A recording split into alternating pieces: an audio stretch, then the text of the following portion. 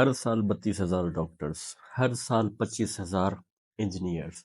हमारे पास तकरीबन 3 लाख स्कूल जिनमें 5 करोड़ बच्चे पढ़ते हैं, जिनको फैसिलिटेट करने के लिए 30 से 40 लाख टीचर्स उनको फैसिलिटेट कर रहे हैं। एनुअली 4,45,000 हमारे पास यूनिवर्सिटी ग्रेजुएट्स हैं। उनके अलावा 30,000 अलग से हम कंप्यूटर साइंस के स्टूडेंट्स को प्रोड्यूस करते हैं। एवरेज 385 सीएसपी ऑफिसर्स निकलते हैं हमारे यहाँ से हर साल, जो कि मुख्तलिफ पोजीशंस पर जाकर अपनी जॉब्स को ज्वाइन करते हैं और मुल्क के बहुत ही इंपॉर्टेंट डिसीजंस लेते हैं। नॉलेज दुनिया बदल सकती है। नॉलेज ही वो चीज़ है जिसको इस्तेमाल करते हुए मुख्तलिफ मुआशरों ने ग्रेटनेस अचीव की है। हम हर साल इतना ह्यूज नंबर ऑफ स्टूडेंट्स निकालते हैं, इतने पढ़े लिखे लोग निकालते हैं, लेकिन उसके बावजूद हमारी सोसाइटी आगे बढ़ने के बजाय पीछे ही क्यों चली जाती है। जापान एक वार टॉर्न कंट्री होने के बाद अपने हेल्थ स्पेशलिस्ट्स और एजुकेशनिस्ट्स को सेव करते हुए बिलाखिर आज के दौर में, जैसे हम जानते हैं कि वो टेक्नोलॉजिकल जायंट बन चुका है। कैसे उसने ये सफ़र तय किया है? It's only education. जापान, जिसे आज हम दुनिया का टेक्नोलॉजिकल जायंट कहते हैं, ये एक ऐसा मुल्क है जिस मुल्क को अमेरिका ने बॉम्बार्डमेंट के थ्रू तबाह कर दिया था। हिस्ट्री टीचर्स हमें बताते हैं कि जापान एक ऐसी कंट्री थी जो कंट्री सिर्फ और सिर्फ आर्ग्यूमेंट्स में और कन्फ्लिक्ट्स में बिलीव करती थी। सुपरियरिटी उनके जहन में इतनी थी कि वो किसी से बात तक नहीं किया करते थे। They always believed in fights. लेकिन एक वार टॉर्न कंट्री होने के बावजूद आज वो एक दुनिया की जाइंट कहलाती है। टेक्नोलॉजिकल जाइंट के नाम से हम उसे जानते हैं। क्या चीज़ है जिसने उसे प्रोग्रेस करने में हेल्प की है? तालीमी इदारों का काम होता है नेशंस को बनाना, सोसाइटीज़ को बनाना, लेकिन हमारे मुआशरे में लालच, खुदगर्जी, अदम बर्दाश्त और सिर्फ कंजम्पशन ही रह गई है। हम दुनिया के मैप में ग्लोबली प्रोड्यूसर नहीं बन पाए अभी तक। पाकिस्तान की आवाम को थोड़ा गौर से देखें, छोटी छोटी बातों पर लड़ने के लिए भी तैयार है। फ़िरका वारियत, कास्ट, रिलीजन, पता नहीं किन किन चीज़ों में डिवाइडेड हैं हम। लोगों को लूटना, अपनों की खुशियों में शरीक ना होना बल्कि जेलसी करना, खाने पीने की तमाम चीज़ों को हराम चीज़ों से बनाना ग्लोबली हमें रुसवा कर चुका है, लेकिन आज तक हम सुधर नहीं पाए। सिर्फ मोरल वैल्यूज़ ही नहीं, आप देखेंगे कि हम सुपरस्टिशियसनेस में भी सबसे ज़्यादा आगे हैं। हमारे पास जो मर्द और लड़के हैं वो ज़्यादा से ज़्यादा पैसे और ज़्यादा से ज़्यादा वक्त सिर्फ लड़कियों को और औरतों को इम्प्रेस करने में ही गुजारते हैं। इसी तरीके से हमारे पास ब्लैक मैजिक का कॉन्सेप्ट भी बहुत ही ज़्यादा पॉपुलर है। एडिशनली ड्रग और पॉर्न एडिक्शन भी हम में बहुत ज़्यादा है। मैंने बहुत सारी वेबसाइट से डेटा कलेक्ट करने की कोशिश की, लेकिन मुझे कोई हतमी डेटा नहीं मिला। लेकिन मैं आपको मुख्तलिफ वेबसाइट से कलेक्टेड डेटा के अकॉर्डिंग बता सकता हूँ कि कुछ वेबसाइट्स क्लेम करती हैं कि पाकिस्तान पॉर्न कंजम्पशन में नंबर 1 है। कुछ क्लेम करती हैं कि पॉर्न कंजम्पशन में हमारा रैंक नंबर 4 है, और कुछ क्लेम करती हैं कि रैंक हमारा नंबर 6 है। लेकिन ये कोई हतमी डेटा नहीं है, क्योंकि वो सारी की सारी वेबसाइट्स इंडियन है। यूएन की एक रिपोर्ट के मुताबिक 7.6 मिलियन लोग हमारे पास ड्रग एडिक्टेड हैं, और उनके अलावा 40,000 हर साल बढ़ते ही रहते हैं। हम प्रोफेशंस को प्रोफेशंस करके नहीं समझते, हम उनमें लग्जरियसनेस ढूंढते हैं।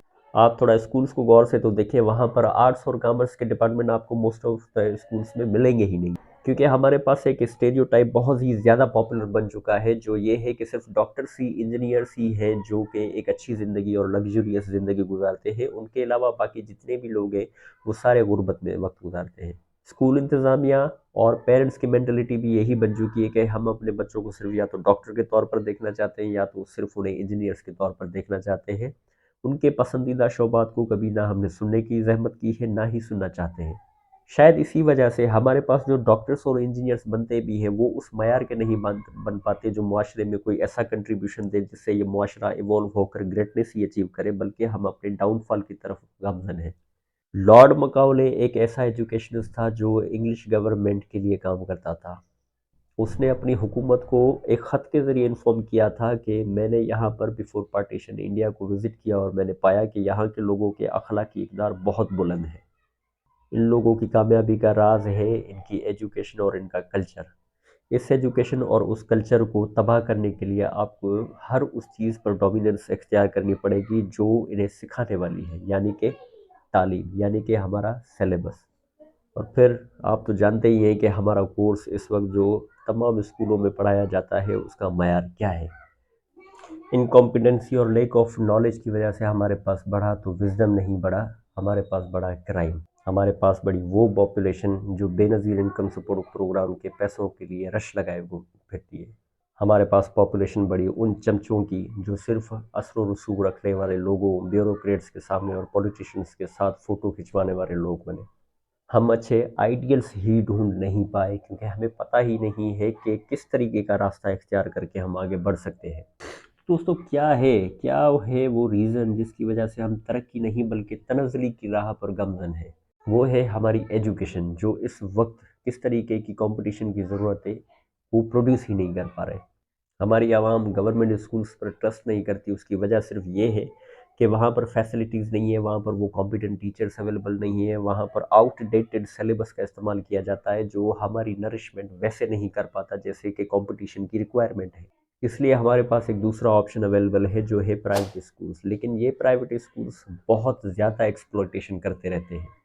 آپ کو یہاں پر ہر چیز مل جاتی ہے، آپ کو یہاں پر یونیفارم، پینسلز، اس کے علاوہ ہر چیز مل جائے گی، لیکن ایجوکیشن کے لیے وہ آپ کو ریکمنڈ کریں گے to get your child assigned for tuition. یعنی آپ فائنینشیل اسٹریس کو بھی بیئر کریں گے، اور اس کے علاوہ یہ فائنینشیل اسٹریس صرف اسکول تک محدود نہیں رہے گا بلکہ ٹیوشن اور باقی اخراجات میں بھی آپ کو پیسے لگانے پڑیں گے تاکہ آپ کا بچہ بہتر تعلیم حاصل کر سکے.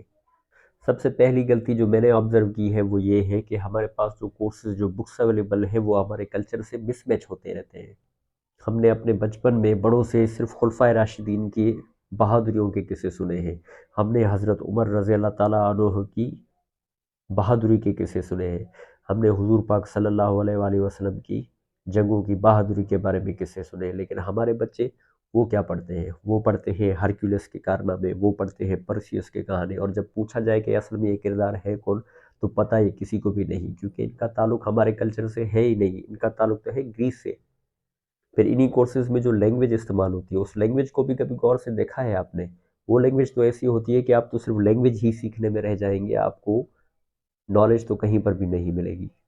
اس کا ایڈوانٹیج ملتا ہے ایلیٹ کلاس کو. یہ ایلیٹ کلاس وہ کلاس ہے جو اپنے بچوں کو کوچنگ اور ٹیوشنز کے تھرو اچھی تربیت دلوا سکتی ہے، اچھی تعلیم دلوا سکتی ہے، اور صرف وہی پورشن آف دا اسٹوڈنٹس آگے بڑھ پاتے ہیں. باقی صرف لینگویج کو ہی سیکھنے میں اپنا ٹائم ضائع کر دیتے ہیں، اور نتیجہ یہی نکلتا ہے کہ ان میں کانفیڈنس کم ہو جاتا ہے.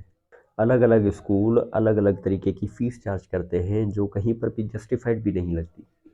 پھر آتا ہے ایک بہت ہی سیریس ایشو جو ہے ڈسپلن.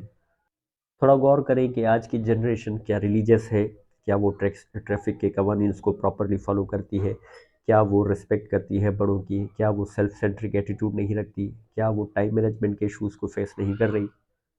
یہ ساری کی ساری چیزیں سکھانا بھی اسکولز کا کام ہے. لیکن انفارچونیٹلی ان پرائیویٹ اسکولز میں پڑھتے ہوئے اس بہت بڑی تعداد کے بچوں میں یہ چیزیں بھی پائی نہیں جاتی. پھر ہم بات کریں گے ٹیچنگ میتھڈالوجیز کی. اس وقت پرائیویٹ اسکولز میں اور گورنمنٹ اسکولز میں آؤٹ ڈیٹڈ ٹیچنگ میتھڈالوجیز استعمال کی جاتی ہیں جن کی وجہ سے وہ کمپٹیٹیو ایسٹ ہمارے پاس بن ہی نہیں پاتا جو دنیا میں کمپیٹ کر سکے. ٹیچنگ میتھڈالوجیز میں بھی بہت سارے ایشوز ہوتے ہیں. یہ اسکولز ایسے لوگوں کو ہائر کرتے ہیں جن کو پڑھانے کا سلیقہ ہی پتہ نہیں ہوتا. Most of the private schools training ہی نہیں دیتے اپنے ٹیچرز کو.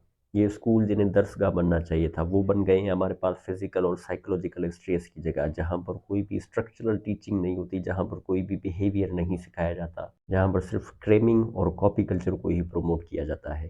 آپ نے کبھی آبزرو کیا ہے کہ آپ کا بچہ کتنا ایڈوانس ہے؟